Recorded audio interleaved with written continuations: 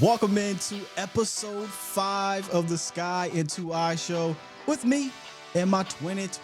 We call this here a little twin. What's good with you, two? What's up, man? Yeah, I mean, last day of minicamp was the Last day day. that you got walkthroughs. Nothing too special. I know the Shotty's gonna talk today, but got some notes from practice, and we're gonna get into it. We're gonna have a good day. Yeah, coming up on today's episode, we have a special fun segment we're going to try out starting at second down, and we hope you guys like it. If you do, maybe it'll stick around from time to time. We're excited for that one, and like she just said, we want to recap day 2 of minicamp and kind of just minicamp in general here in first down. So let's get it. First down. Now, Yeah, man. Look, there's some interesting things.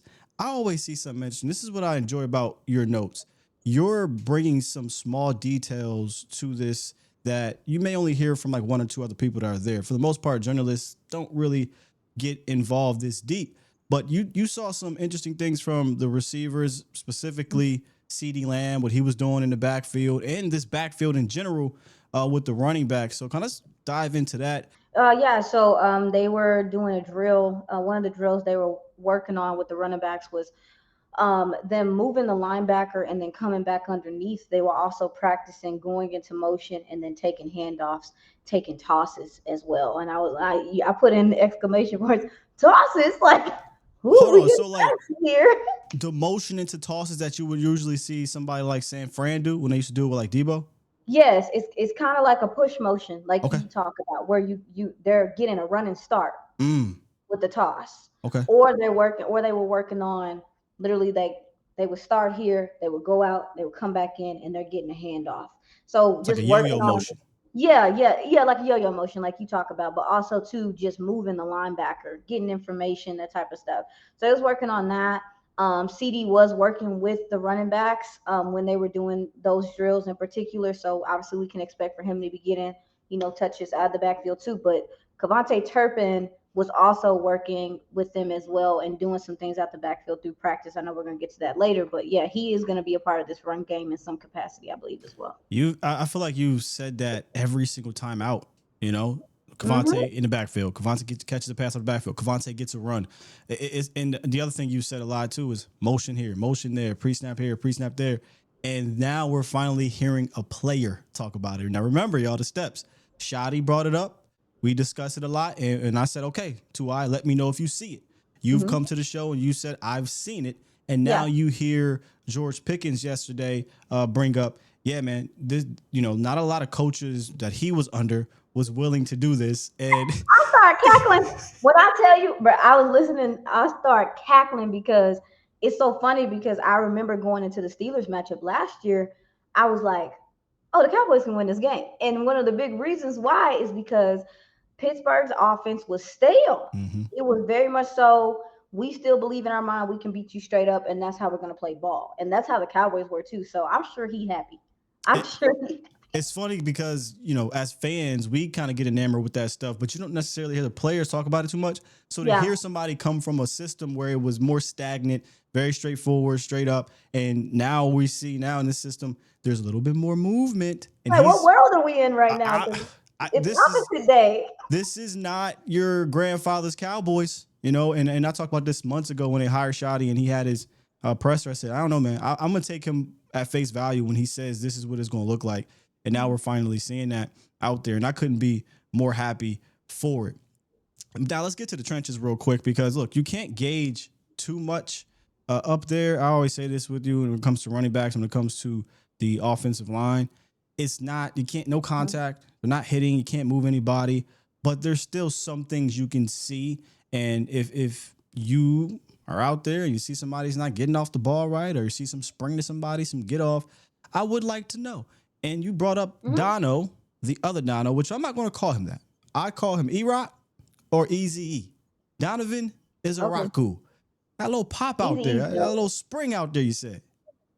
Yes. Donovan is a Raku. They were doing drills. The defensive line was doing drills on the other side of the field, and Micah was helping, assisting, leading with the drills. He couldn't help himself. He kept getting out there every now and then. I was like, make up your mind, brother. What are you doing, He brother? loves the game. He don't want to be I away know. from it. I was happy to see that, but he was literally like helping out with the drills. And they had them run the oop. I call it the oop. Well, the hoop, right? Where Yep. they have to Yep. run around and pick up the towel. And that requires balance. You don't want guys to lose speed. And he just is so bendy and fluid, Sky. And I know we're going to talk about it, but when they got into the competitive period and they was doing stuff, listen, the second and third tackles, he was putting, it was an issue. Mm. It was an issue with him. And when we look forward to this pass rush, him, Dante Fowler, who popped a couple times yesterday, and we know what he's capable of coming off of that big year he had in Washington. I think your pass rush package is has the potential to be kind of lethal, dog. Yes. Like you got some fast guys. You have some fast guys, but Donovan Izaraku is starting to stand out just because I think he's obviously getting more comfortable.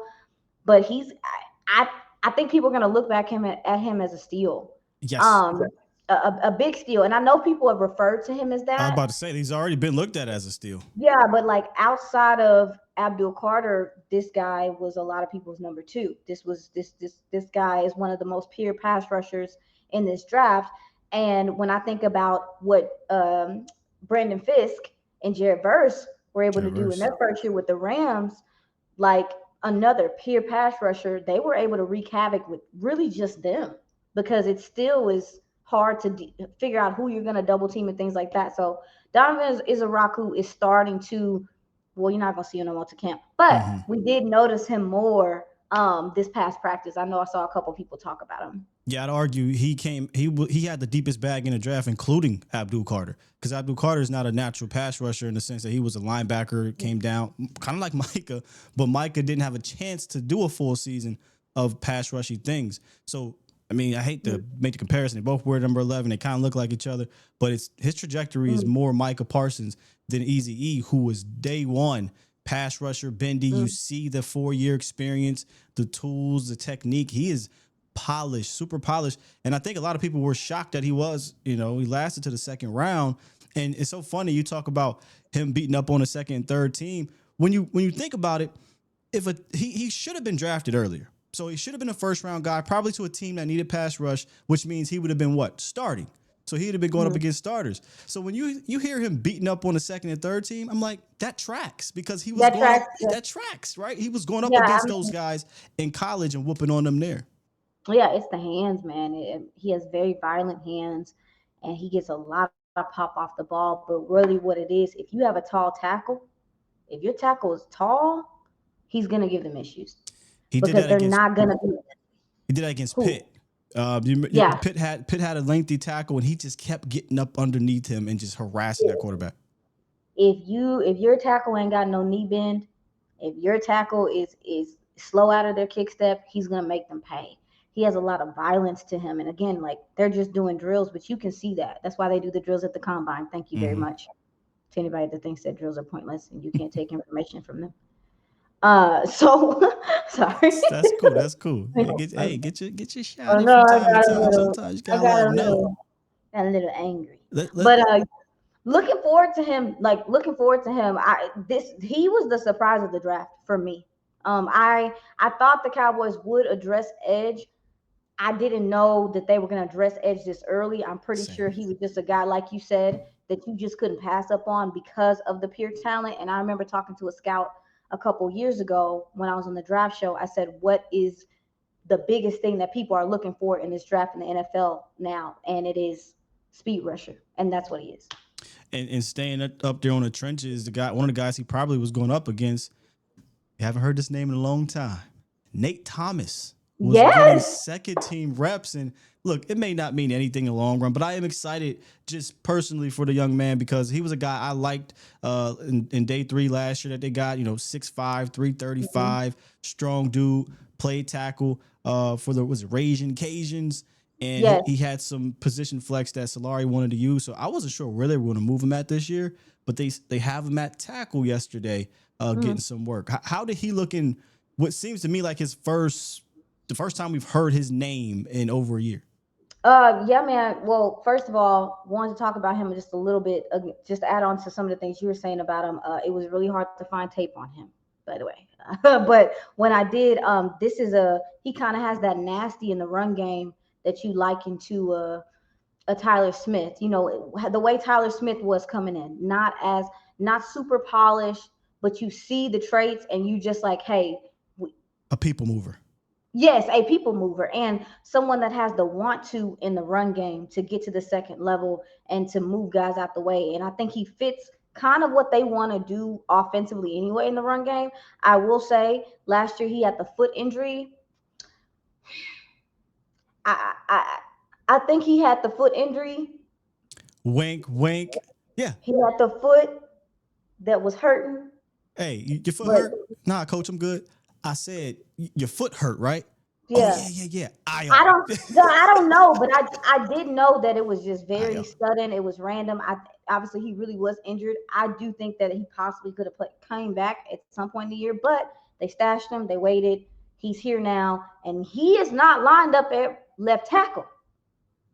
No, He's lined up at right tackle. which honestly, I'm a little shocked that he's at tackle in general. But if he was going to play tackle, it definitely was right because if you do watch some of his Raging Cajun film, even though he played over on the left side, he does not move like a left tackle. You know what I'm saying? Mm. Yeah, I was surprised. Now, but he didn't give up a sack his senior year at left tackle. So I was surprised at the fact that he was over there, but I am okay with that because we really, really, really, really need someone to help Someone Matt to Walesko transition. Oh, I thought you were going to say groom someone for Steele's eventual departure in a year or two. But Walesko, yeah, it's a wrap. When they No, drafted, that's what I'm saying. The reason why they've held on to Matt Walesko as long as they have is because you really have not had anyone to fair. take over that right tackle position. Obviously, Chuma Edoga was kind of a swing, but he wasn't dependable because of the injury. So it's like if Nathan Thomas is going to be the backup right tackle, cool. We have a guy that kind of fits what fits the build and things like that. We'll see how he does. We'll see how he does. But it would make me feel better that Terrence Steele has a backup that we know is not going to get you completely killed because Matt Waletzko be scaring me sometimes. I He do be wonder scaring if the Cornelius kid from Oregon is somebody they're looking to groom as well. So having some options just, behind Steele opposed to Waletzko by himself, right? He was at right tackle with the threes. Okay. So and small thing, but Nathan Thomas being with the twos and him being with the threes is also something I'm gonna keep an eye out on when we get to training camp. Is that something that can like persist? Right. Is Nathan Thomas who they want to be the backup tackle? Or is that something they're just working on right now? But yeah, Nathan Thomas is somebody to definitely keep an eye out on for offensive line depth and specifically tackle depth. I think you got plenty of depth in the interior. I think you got enough for now. You got enough. But the tackle position kind of feels like it's been neglected the last couple of years for real. Yeah, and it's a From a depth conversation we perspective. haven't had talked about a lot. Is that backup tackle situation on either side of the ball? Because for years the Cowboys have won Mhm. out and got veteran guys. I'm talking about for like the last decade. There has always been a veteran backup tackle. There isn't one right now. Awesome Richards is back there. Well, let's go. Nate Thomas, the Cornelius kid. In years past, it was the Byron Bells, the Cam Irvings, the Titan Sekis. They signed Jason Peters. Chuma Doga. And honestly, I, Yep. I like that route, having a veteran Mhm. guy that can go in there in a pinch and then also having a developmental guy. So I do wonder if they get to camp, and this is what they love to do. Let's see what happens once we get to camp. And if they don't see anything to where they trust, because you do have a left tackle right now who we think will be better, but there are some question Mhm. marks. If they don't see anything they trust in the young guys, then they'll probably go sign a veteran. I mean, well, maybe I know he's still a nugget to me because he's just a nugget. But Awesome Richards is technically a veteran now. Yeah. This is his So third what year. he I know he you're doesn't saying. he doesn't have I a know you're nearly saying enough snaps to put that. So when I say veteran, I mean a guy that's got starting. like old and salty. So you know what? That's actually incorrect because they signed the cat that played for Washington and the the Bengals guy. They were Oh yeah, tackles at one point, right? Sadiqa Charles. Did they not? uh, I think Charles was yeah, strictly guard, but I want to say the Bengals character was a Cornelius. no. The Bengals character was he former Bengal. He was a tackle at one point. It's been a while though, so I wouldn't. That's not the type I'm looking for. I'm looking for the dudes that have played a little bit. You know what I'm saying? I think I have that in my I notes. forget his But name, and anyway, I apologize. The chat will correct us. You know how that goes. yeah, I think I have it in my notes. But anyway, but I will I mean you're correct about Austin not really being like a veteran. I wonder how they look at it though, because I think he is the swing. I Mm. think he is the Yeah, swing. former fifth round pick. It's Um a lot. Fifth round pick in that room. Another fifth round pick in Let's Go. A seventh round pick, I think, in Nate Thomas, and now a sixth round pick. Is Cornelius a let's six? go. So somebody Let's see if they can develop young talent. Let's exactly. go. Let's get in the habit of doing that. Let's put some effort into doing that and not always again, nothing wrong. Think Booker's gonna ball. But you got to nourish your offensive line in the later rounds too and develop guys. So the second team offensive line was Austin Richards at left tackle, TJ Bass at left guard, Shipley at Kobe Dakota Shipley. Shepley rather at center, Hoffman at right guard, and Nate Thomas at right tackle. So that was the backup, the second team offensive line. If anyone cares. Okay. Okay, cool. No, appreciate that. That gives us some insight heading into camp to see what happens once we get there. Let's get to the Mhm. competitive period though, because that's where things get a little fun and start to pick up. And we talked about this linebacker group at the very onset of our show, and big fans of Sanborn. Right, Kenneth Murray is the veteran in that room that's played the most. Former first round pick has started pretty much every year in the league, and he's coming into a system he said he thinks he'll be able to play better in. It's been Sanborn and Kenneth Murray running with the ones, which again doesn't surprise me to be honest, because Sanborn comes from that Eberflus system. He literally was built up in that system, and then Kenneth Murray is a veteran that's been in multiple systems. And while he may not be a Pro Bowler, he has produced, if that makes sense. And Mhm. the only other guys you really have healthy that have played is Maris Leofau, who is getting in there in the rotation. But does it surprise you? And in chat, is it surprising to you that Sanborn and Kenneth Murray are out there with the ones, and how they looking? Um, it doesn't surprise me.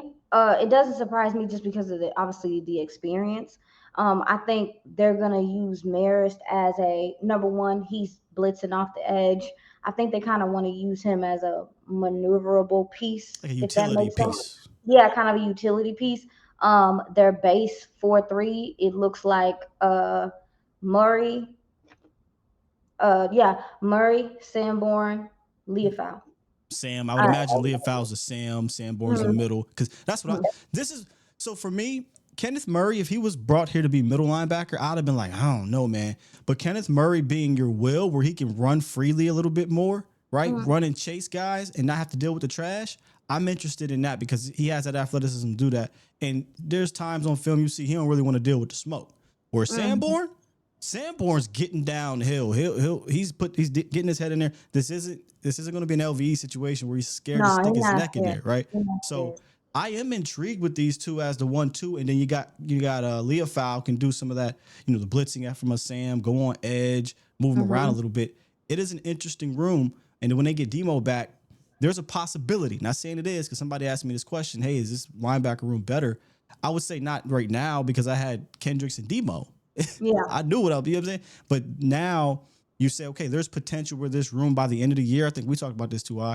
You Mhm. could be saying, yeah, this room is pretty good for 2025. Well, I agree, and I also think that I believe, not sure if it's going to happen, but if Eberflus is Eberflus and the Eberflus that I think that he is, That's the other part. he's going to also rush Micah from depth and let him do some things. I'm hoping that that's a part of it, Oh, and so if you're I saying at linebacker? yeah, I mean, I'm hoping because I think a part of that, I'm trying to tell you, Dante Fowler is going to beat people off the ball. I think Donovan Izaraku is going to be able to beat people off the ball.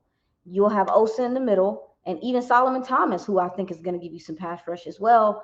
If they, if you're getting enough from your edges in that point, then maybe you can maneuver Micah in certain situations Well, I from the think linebacker. that's a little different than linebacker Micah, right? So Oh, I'm tracking that. off ball linebacker Micah, I don't think is a good idea with this current group of linebackers. But blitzing Micah from the guard, center, A gap, B gap, like he's been successful, absolutely, right? Yeah. Like I think there's a conversation with the Micah Parsons linebacker thing that it's much more nuanced than I believe that we're having. Where a couple years ago, when your linebackers were freaking Damone Clark and Marquise Bell and LVE or not LVE, right? Yeah, man, you might need to moonlight him back there as off ball because they're not getting the job done. Now you got real linebackers, Mm-hmm. and I think people get confused when they say, "Oh, well, Micah blitzed from linebacker and got home." No, he blitzed directly above the center. I Above don't the even want to center. call it Yeah. blitzing, but he's lining up on ball. There's off ball at depth, like you said, and then there's on ball. And So you don't I want him doing anything off ball. you want him moving forward when it's time to pass. I'm tracking that. So who's gonna defend the pass in this linebacker room? Not Micah. Oh my God, please no. I don't Oh, want I mean, Micah. I know that. I'm not saying now. We'll say that we saw Donovan Izaraku taking Micah's like spot. Technically a few weeks ago, and he was dropping, and I was like, this is stressing me out. My Yeah, brain is hurting. But I'm trying to figure out who is the better coverage linebacker out of those three guys, I and would I don't know if say I Leofow know maybe. that. Leofow has some good film covering in college, but Yeah, maybe sure. I guess that might be the best person because that's not Sanborn's. I'm not gonna say Sanborn can't do it completely. I'm not gonna say that, but I don't know if that's what I want him doing, and then mm, I don't know if Murray is the person I want doing. So maybe it's Leofow. So anyway, yeah, I still. So you don't. So you are in the mindset that you don't think Eberflus is gonna use Micah in a linebacking capacity at all. not from a traditional off-ball linebacker standpoint. I just can't really see that happening. Because Sanborn I think will be your middle. I think he'll be the guy running the defense. Kenneth Murray, if unless he's really bad and Maris Leofow is really bad, and we're back to that situation where damn it, we need help back there. They moonlight Micah. I Mm-hmm. just don't. I don't see the point in doing that. Because you want Micah moving forward, especially on passing downs. Now, if he's gonna be there and he's just a blitzing rusher, fine. He would be literally Von Miller if we ran a 3-4. Like that's Track. who he would be. And people don't realize even in the 3-4 outside linebacker, they're usually moving forward and rushing the passer majority Yeah. of the time. And then there's times where they'll do some. Back in the day, it was Dick LeBeau would do some zone blitzing, right? So you don't know who's blitzing now. So now that guy does drop back. We've seen it with DeMarcus Ware and whatnot. But no, I don't see him being at depth. I see him continuing to be moved around because that's what every defensive coordinator has done. And you'd be a fool, right? To put him, okay, you're going to play 97% of the snaps on the right side like they do with Nick Yeah, I don't Bosa. want that. That would be absolutely a travesty and disservice to his skills, in my opinion. Move him around, right? And sure, maybe he gets 2% of his snaps off ball and he's blitzing.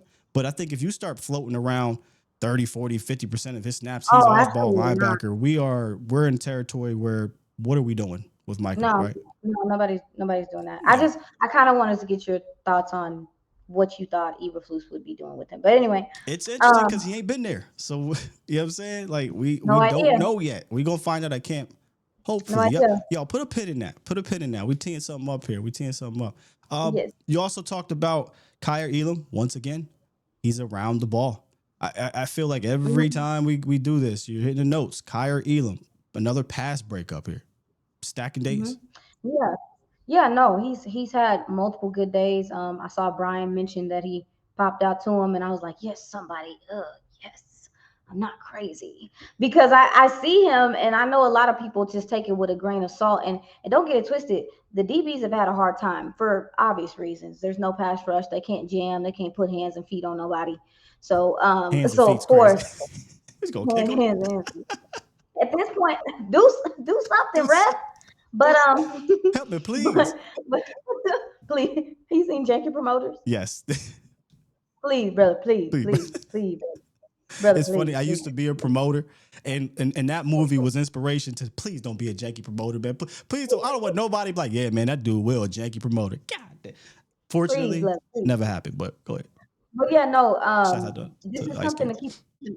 This is something to keep an eye out on. Like my biggest thing with Elam, and again from the different reports we've had and different inside notes I've heard about him, is that the confidence was the biggest thing. And so he's not in game. Obviously, it's not the season, but I've been paying attention to his body language. I've been paying attention to how he responds to stuff. And he has some, I've been tweeting it since the first day. He got some fire to him. And we knew the athletic profile was through the roof. I mean, he was a Yes, it's first round there. pick for a reason. It's him, them instilling confidence in him and him putting that on the field. I think he's another guy that needed a change of scenery. And again, he not just going up against nobody. He dealing with Pickens, and Pickens is taking no prisoners out there right now. He's fully taking advantage of the fact that they can't jam and stuff. He is blowing past people. Everybody can get it from the secondary. So him showing, that's what we talk about with OTAs, mini camp, training camp, stack days, like you Yes. said. Like how many days? Because some guys can look good one day and you be looking at them crazy the next. But this guy has consistently had a PBU in every practice. He's consistently around the ball. He's consistently hyper energy. Shotty talked about his speed. So I'm interested in him. And if he plays well, and that's the thing, Sky, we want him to play well. Need him. You need him to play well. Like I understand that we feel like the Cowboys probably should still go get another corner. We all feel like that. Hmm. We feel like you still need the depth.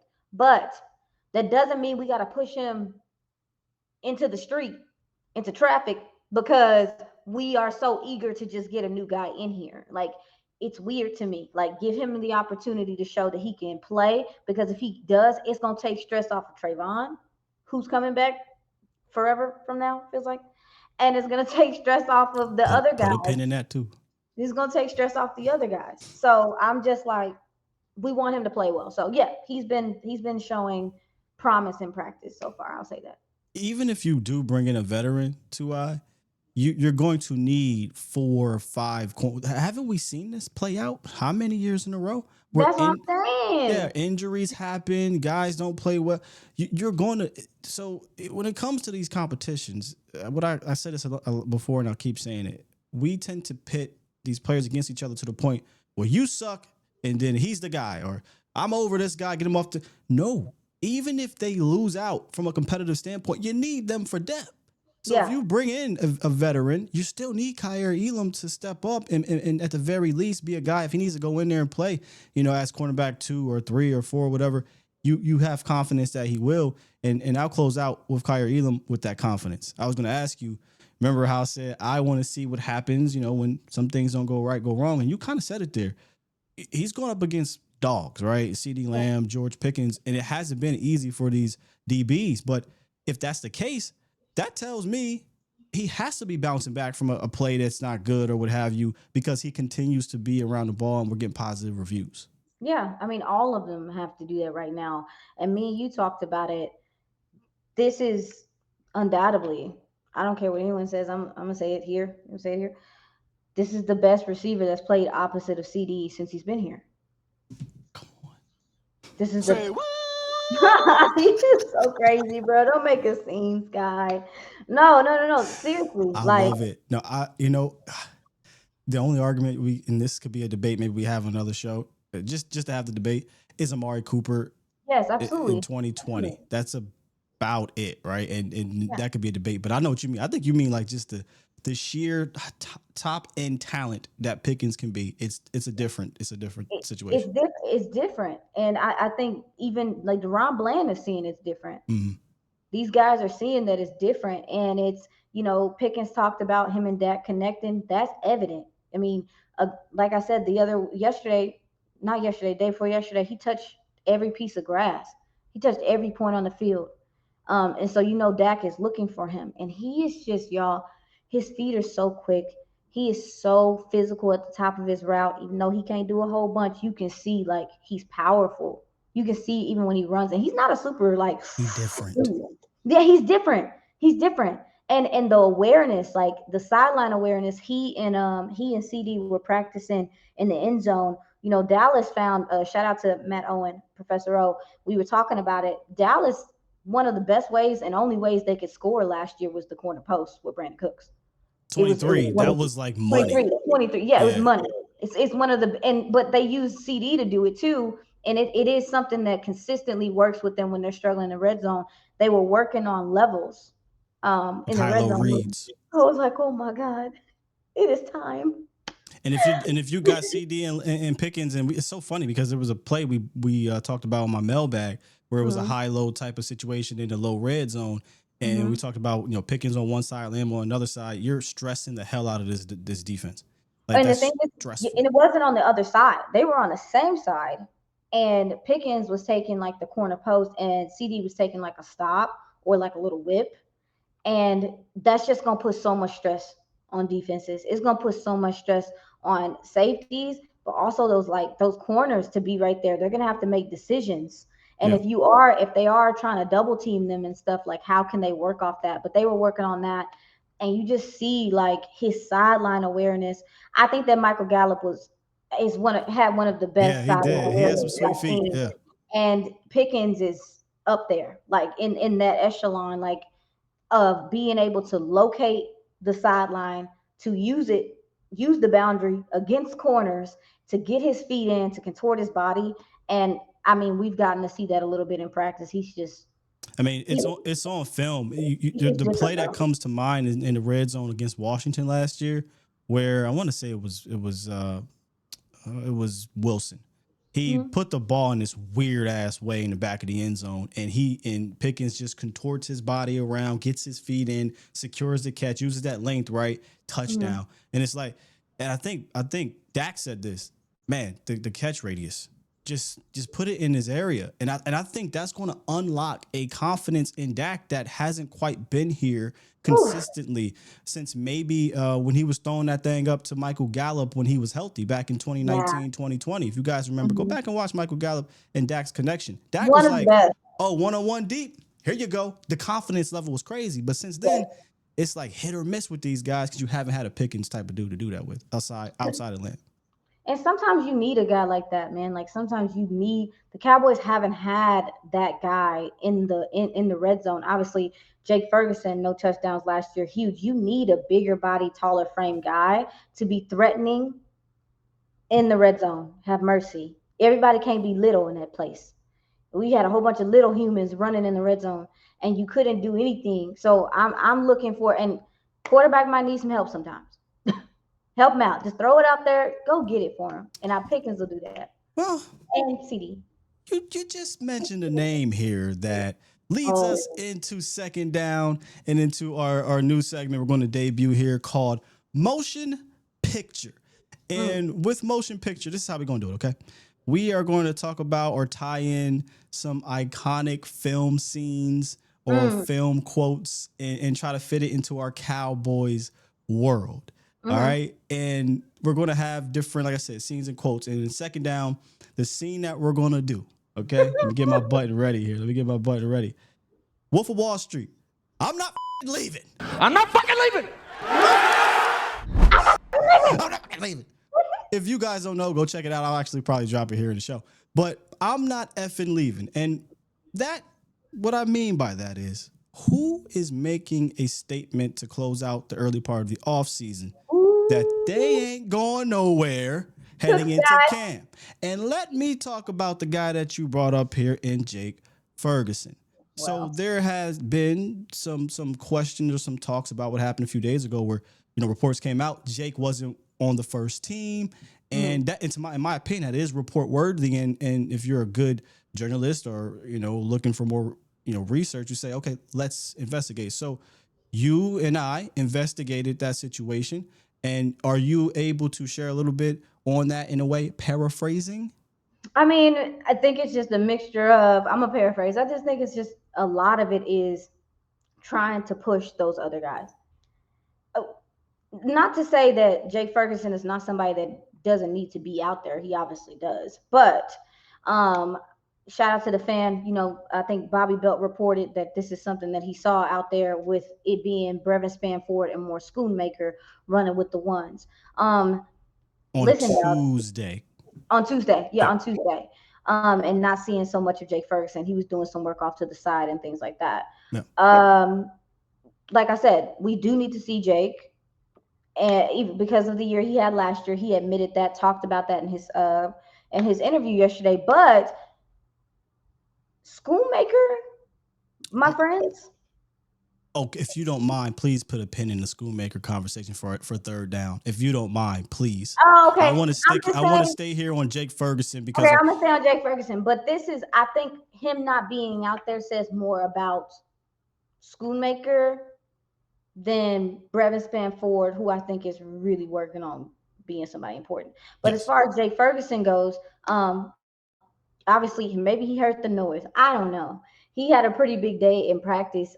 He had 2 TDs, caught a big pass over Sanborn. It was I mean, Dak put it on him. It was a seam route in the end zone. And I think that it's important for him to get going, Sky. Like we know he was very honest and blunt about the fact that he knew.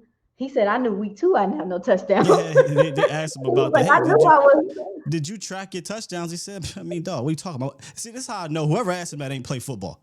Because if you play Mm, football, you damn skippy, you tracking you touchdowns always every know. week. You Stop always it. know. Your So homie's gonna let you know.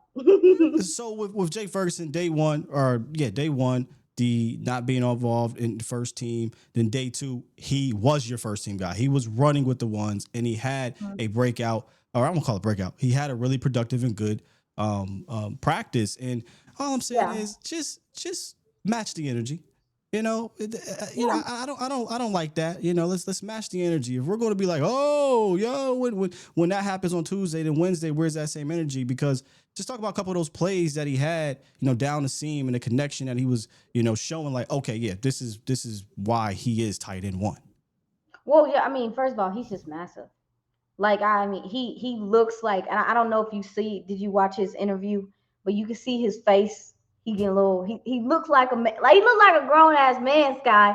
And the size is what it is, really, man. Like I think they're gonna be able to find favorable matchups on linebackers and even maybe smaller corners with someone like Jake Ferguson. And we talked about ad nauseum what we think the middle of the field is going to look like with Pickens in the house now. And that's actually something Ferg mentioned as well that we talked about, is that he understands that now that Pickens is here, that's going to open up things for him too. So it's like, twin He power.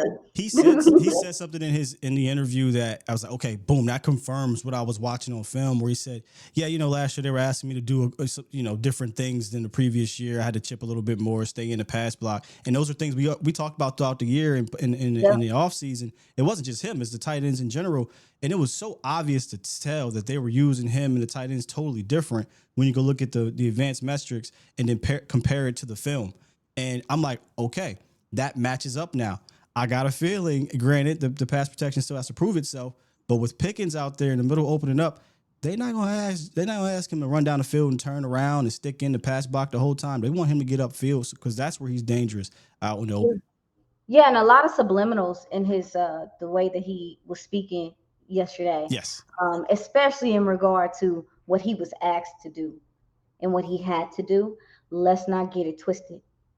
These tight ends were a full-on extension of your offensive line last year. It was imperative that they chipped and that they were present, Yes.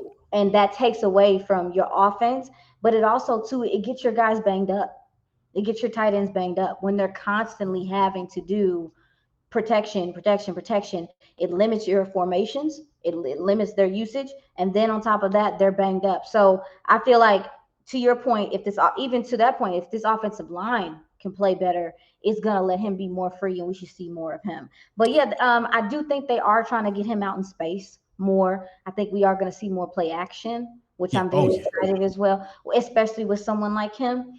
And spacing, I believe spacing is going to improve And with this offensive I scheme. do think with the Brevis span four getting more work early with twos and ones is Mhm. because they really do believe in his blocking and they want him to become a better pass catcher because They're trying to push. I think he has the potential. I talked about that, but what I'm also hearing down there, maybe you can confirm this as well, is he's fighting the ball. It's not as natural. He's not a natural cast catcher. Pass catcher is the other two, but they're trying to get him. In my opinion, I think they're trying to ramp him up because They if are. he's going to be R2, there's going to be times you want him to catch that rock too. So, and he's got massive potential. I actually think if they don't decide to bring back Ferg, that's your guy. But that's a different discussion. I possibly I can attest that they are trying to push him. I even spoke to him last year about that, and he had to get his big grown man body because he's a big That's dude, a big dude. and he's a Even huge Ferg dude. said it. Ferg said, man, dude, 6'8". He's a huge dude. But when you get in the NFL, you start dealing with these defensive ends and stuff like that. It is a welcome to Yeah, church moment. these is So grown men with kids and mortgages and stress being in the league for a mortgages is long time, man. crazy. They got Mortgages is crazy. Life insurance. yeah, but they got life insurance they worry about, man. They got their colon. They try to get their colon clean thing like that, man. Stop. Oh no, yes, yes. Black men, get your Please. stuff checked. Let's Anyway. get the third down. And honestly, for me, we're going to stay in that room. But third down, let's stay along with the theme of motion picture. Third down. Mm. All my life, I had to fight. All my life I had to fight. The famous quote from Oprah, Color Purple. Oprah. Oh, yeah. All my Yeah. life, I had to fight. I And do for this one, I love Harpo. And for this one, what player or players will have to fight for their lives, whether that be to stay on the team or for their role heading into camp based off of mini camp and OTAs in the offseason? And let me start off. Schoonmaker. Like, for me, it is Luke Schoonmaker. And this can be, again, this could be positive pressure with what they're doing with Brevin Spanford. Jake Ferguson and Brevin Spanford, to me, I think can be a really good one too. Luke, it's not that I hate Luke or I think Luke's a bad player. I just think he was super overdrafted and there's nothing spectacular about his game. But I don't think there's anything terrible necessarily about his game. It's just that the upside of those other guys, Ferg is by far the best pass catching guy. Brevin Spanford is, I think, arguably the more powerful guy in the run game, and he has a potential to be a guy with a better catch radius, even though Luke is big. Pause. Mhm. But Luke Schoonmaker been fighting since he got here. And then going into year 3, he fighting again. So that's my guy. All my life I had to fight, Luke Schoonmaker. He better not stub his toe. Mm. He better not get a splinter. Him better not shut his hand in the door. Cough. Him You better sick? not No, you ain't. him better not get no flu. Him got a lot of like I will say I think it's just one of those put up or shut up times for him. Yeah. And I'm gonna say that, he's come into camp or got injured in camp the last 2 years. Or maybe it was his first 2 years. But First year, I remember that for sure. the Yeah. first year and the second year. I think He he was came. injured. Didn't he have like some cleanup or something like that, and he came into He was camp injured late his or first year. something. Yeah. Yep, he was injured then. So he needs to have a good camp and everything. I think this team is trying to give him the chance because he is a third round pick. You want to give him the chance. But I will say, I've heard multiple things about Fairweather and just how Another guy he interesting fighting. he is. Interesting he is, and I see him out there. This is a gentleman that still has to, improve and staying square and blocking and stuff. But as a receiver, he's I can't say that he's like a running back, but he is like a bowling ball in the open field. Is that he is hard to tackle. He is big and he is physical. He has very strong hands, like snatches the ball out of the air. When he's doing drills, you can hear him snatching the ball out of the air. And that's someone that I know that there are a couple people in the building that are looking forward to him.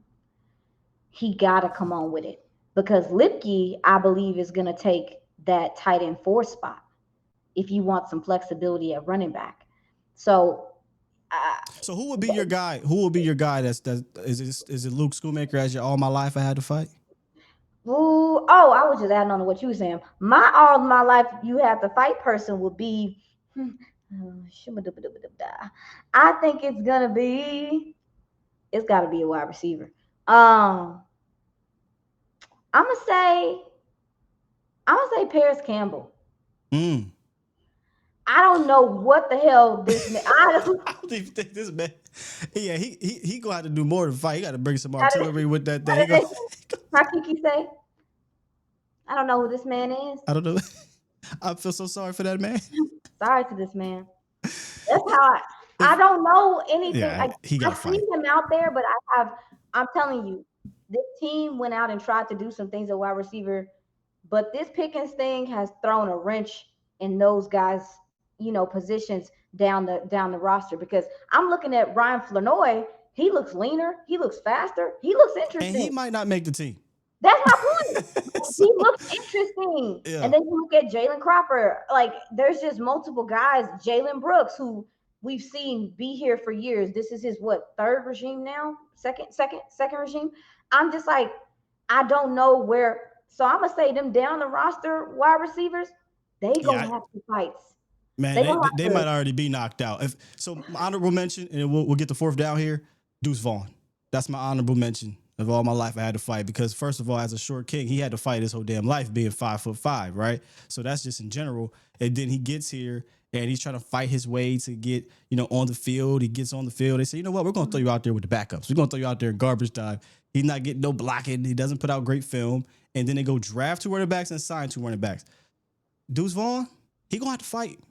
You're going to have to fight to make this team. Yeah, I mean, yeah, again, don't know if it's even noteworthy, but he did take second team reps when they were doing some competitive period stuff.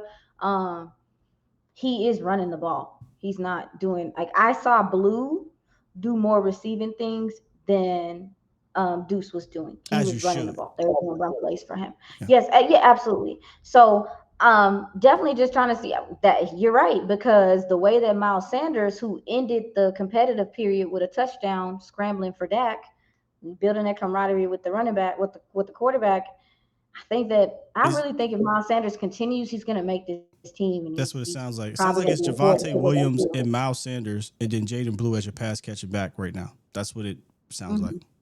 So That's what it feels like to me as and well. then So Lipke being yeah, that fullback H back tight end type guy. All right, yeah, let's yeah. get to fourth down. Wrap this thing up here. Fourth down. Sticking with our motion picture theme here. Another cult classic, or just classic in general to me. If you guys have seen Naked Gun, the great Leslie Nielsen, he has one of the most famous lines of all time. Nothing to see here. Nothing to see here. Please disperse. Please disperse. Nothing to see here. And what do you mean by that, Sky? What is lingering, right? That seems to be a little obvious, but we're like, nothing to see here. But this could be potentially problematic down the line, or maybe sooner rather than later. Aisha? Huh? Why I gotta be me? Oh, I can go first. You go first. Okay, I got a couple of things where we're like, hey, man. I'm a time into yours. You go Nothing to first. see here. Nothing. Is this Micah Parsons contract situation going to linger longer than maybe we think? And I know a lot of people think, oh, well, he ain't getting this thing done to the end of camp. I started off thinking there's no way, dude. There's no way we're going to sit here and get to the end of camp or even to camp. Oh, camp in a month or some change, and ain't nothing happened just yet. So I'm not saying he's not going to get signed, but this could be more than we're, potentially letting know. And I don't even like talk contract, but him going up, him and Jerry talking for 30 minutes. This is just weird to I. It is. I mean, I find it weird because I don't understand why it's this difficult, Scott. I agree. And I don't like that it's this difficult. And I don't like the precedent that it sets. I think if players earned it, and Micah's earned it a million times over, it shouldn't be this hard. What you want and how do you want it? It should be that simple. And I understand that teams feel like they have to negotiate. That's important. I understand that agents negotiate.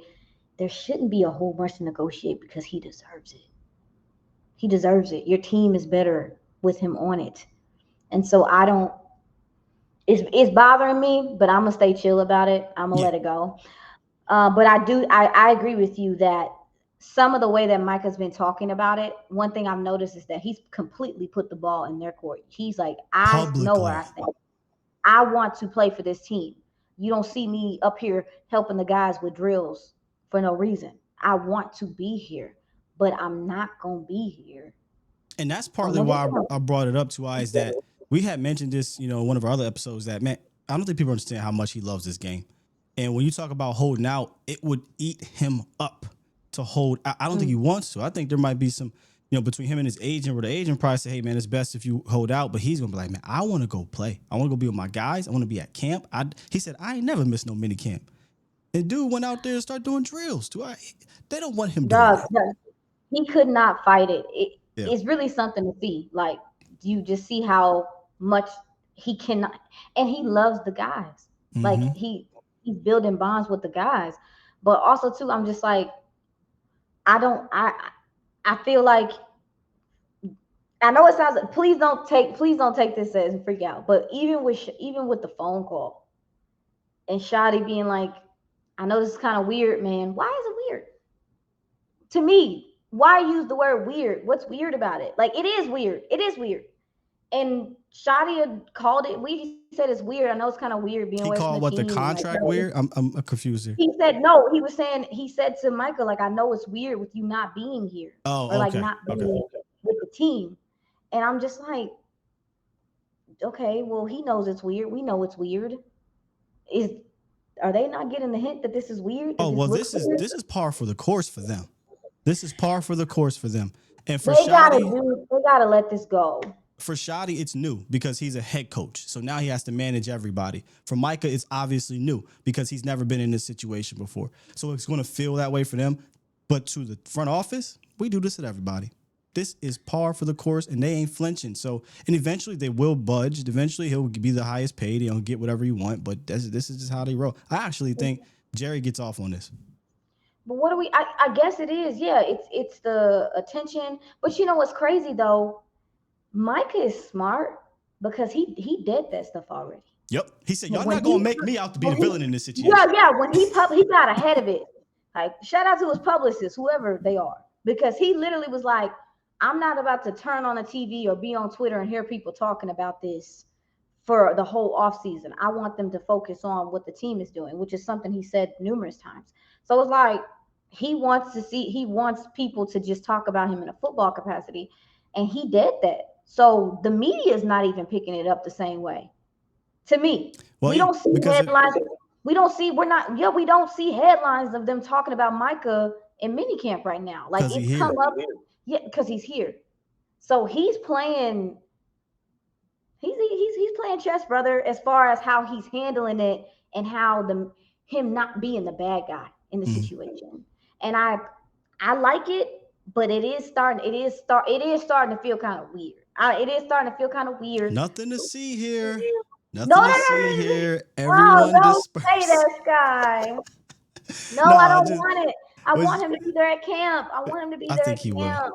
I think now I'll tell you something right now. By the way, if you haven't seen the scene, the famous scene is a whole bunch of stuff is going on behind Leslie Nielsen, and he, nothing to see here. There's just people, jumping off the building, is blowing up. There was a car accident, just all types of fires, and he's like, everything's fine, everything's fine. So make sure you go check that out, and let us know in the comments who your players would be for each one of our topics for this week's segment of motion picture. I have fun with this one. I wanna kind of keep it going at some point, but we got, because look, me, which I don't know, is me and 2i. Well, you might know that about me. We love movies. We're movie buffs. We had a conversation for like 30 minutes about this yesterday, just reiterating different scenes and just having a good time. So we'll do this a lot more often, and tie it into the Cowboys, and I think it'll be something fun for y'all. Yes, I agree. Well, can I say my one person?